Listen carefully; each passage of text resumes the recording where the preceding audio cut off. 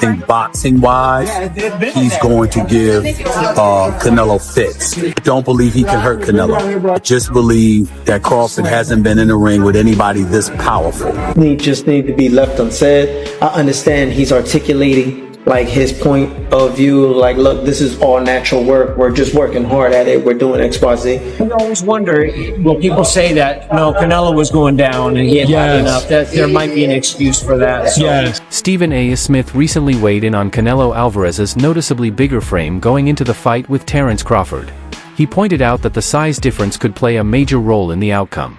While Smith sees Crawford as the sharper, more skilled boxer, he warned that if Crawford can't generate enough power to get Canelo's respect, it could become a serious problem. His comments reflect the growing debate over whether Crawford's skill can outweigh the physical edge Canelo brings into the ring. I think my initial reaction would be to say that I think that Crawford would be the superior boxer, as great as Canelo is, as seasoned as he is, with 65 fights, if I recall, on his record. I think boxing-wise, he's going to give Canelo fits. Don't believe he can hurt Canelo. Just believe that Crawford hasn't been in the ring with anybody this powerful. Again, Crawford is the superior boxer. But if he can't hurt Canelo, he can't keep him off of him.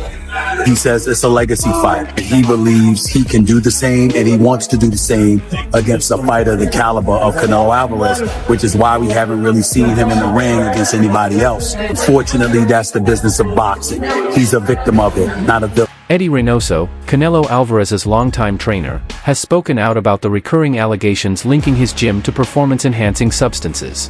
Reynoso firmly denied ever providing or allowing banned substances, making it clear that fighters under his guidance, including Canelo, are responsible for managing their own diets and nutrition plans. He stressed that his role is focused strictly on training, improving skills, and preparing fighters mentally for big fights.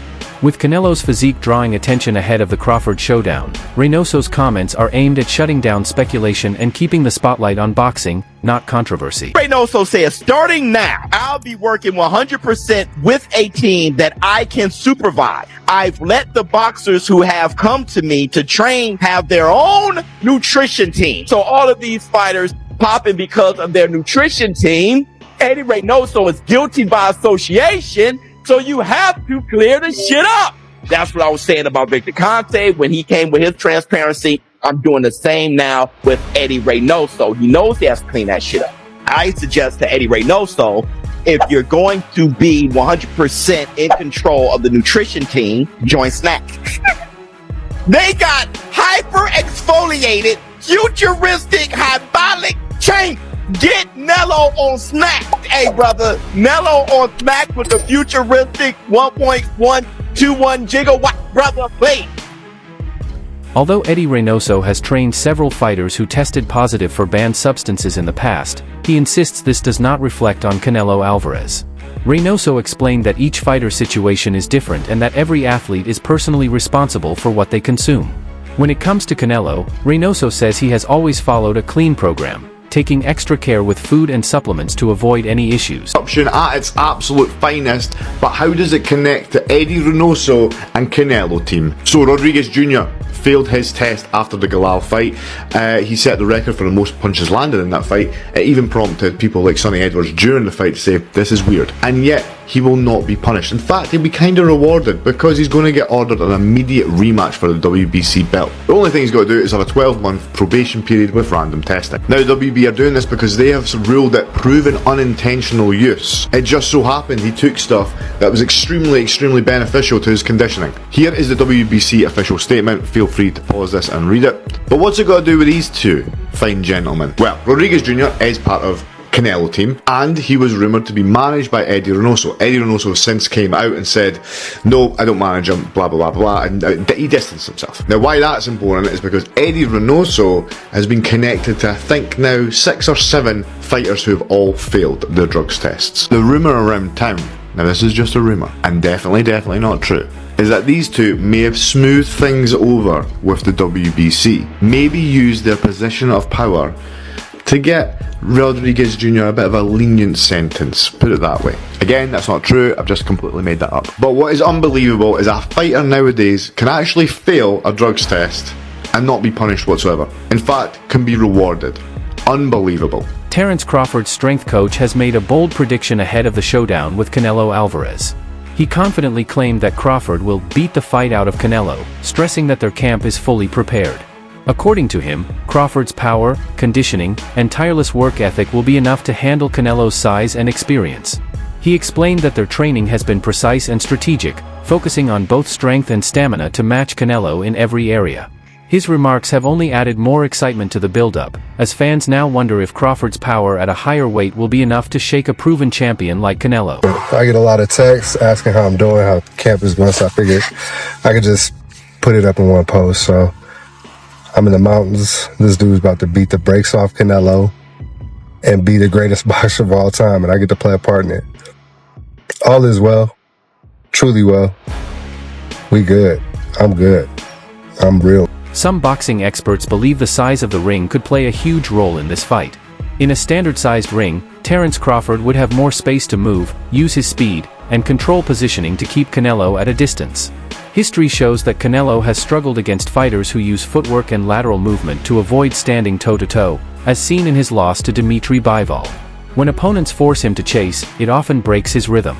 If the ring gives Crawford enough room to stay mobile, he could control the pace and dictate the action.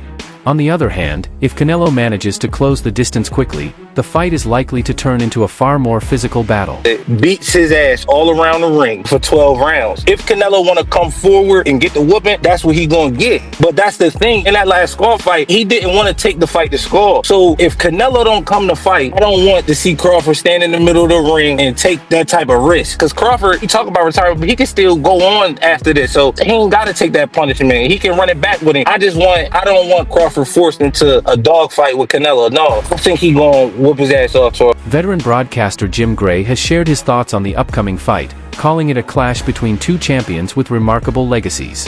He praised Canelo Alvarez for maintaining success across several weight classes, while also giving full credit to Terence Crawford for dominating his own division.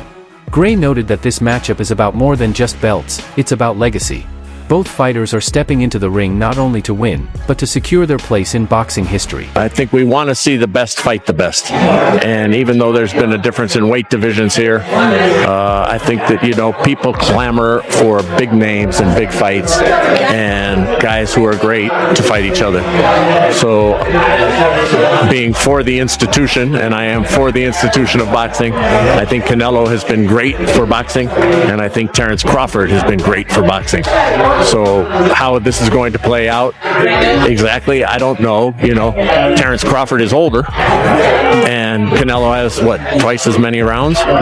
So I don't know how that combination ends up. The weight difference. Canelo's going to be a bigger man and a bigger frame, and coming up in that weight. So I think it's just going to be fun. It's going to be interesting. It's going to be at the Allegiant Stadium where the Raiders play, and it's going to be filled up. And we're going to have a huge night for boxing for the world to see. One follow-up. Do you feel like Terence Crawford has the style to cause Canelo problems? Does he have the style to what? Cause Canelo problems. Terence Crawford's a great fighter. Terence Crawford can give anybody problems. Whether or not he will, I don't have that crystal ball. I don't know. We'll just have to wait and see. Renowned trainer Abel Sanchez has voiced serious doubts about Crawford's chances, pointing directly to the size gap between the two fighters. Sanchez reminded fans that weight classes exist for a reason. While skill matters, natural size and strength often decide the outcome. He believes Canelo's power at his natural weight will be a huge challenge for Crawford, who is moving up to face him. In Sanchez's view, even a fighter as talented as Crawford may struggle to overcome such a physical disadvantage. As everybody has opinions, and my opinion is that I think Canelo will be too big for him. I think Crawford needed a little more seasoning, a little more seasoning of his weight, that is. He's had a year and hasn't had really any fights against those caliber fighters. The last fight he had a 154-pounder, moved up one division and had a difficult time in a way that he wasn't dominating as he did in the lower divisions. And you talk about a guy in Canelo whose really only bad outing was at the Bivol fight.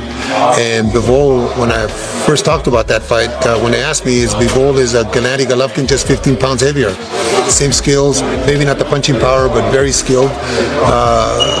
So anybody below 75, Canelo is down dominated easily. You know, after the 5th or 6th round, it seems to be sparring sessions for him.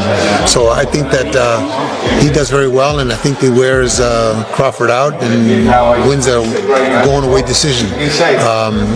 Crawford is an all-time great, obviously, but there's weight divisions, you know. Definitely as well. Abel, I'll leave it there, but I'll leave you with the final words. Any final words for the fans waiting to see you in the corner on Saturday night? Well, you know, I'm very happy to be back.